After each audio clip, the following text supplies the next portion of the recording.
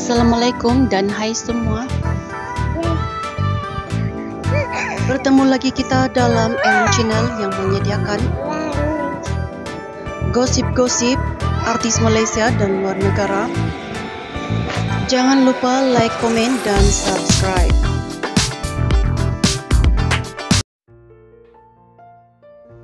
Video yang dimuat naik oleh penyanyi Amirah Othman di akaun TikTok miliknya mengundang perhatian netizen apabila melihat Fatah Amin di dalam video tersebut.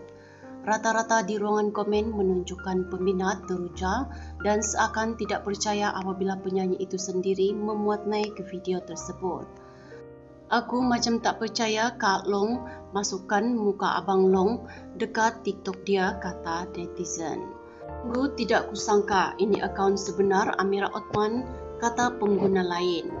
Aku buka mata besar-besar tengok akaun Amirah Othman, biar betul Kak Long post dalam TikTok dia ke aku yang mamai, kata warganet lain berselorot. Video berdurasi 14 saat itu menunjukkan pelakon Fatah Amin melakukan tren tembak-tembak dan memperolehi 1,136 komen, 518,000 tanda suka dan 4,274 komen setekat ini.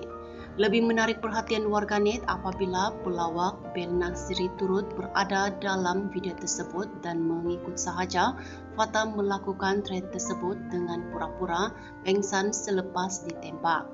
Dalam pada itu, warganet turut bergurau dengan mengatakan rupa paras pelakon itu semakin kacak apabila berkawan dengan Fatah Amin. Sejak Bel berkawan dengan Fatah, dia pun aku nampak kacak, kata warganet. Dah kenapa si Bel nampak macam Fatah Amin juga rupanya, kata pengguna lain. Terdahulu Fatah Amin dan Amirah Othman pernah didakwa bakal melangsungkan perkahwinan pada 20 Mei lalu, namun disangkal oleh pelakon lelaki itu. Lebih mengundang perhatian netizen apabila penyanyi lagu Hati-Hati dan pelakon kulit wayang itu pernah memakai pakaian yang sama warna sewaktu berjumpa keluarga kedua-dua belah pihak.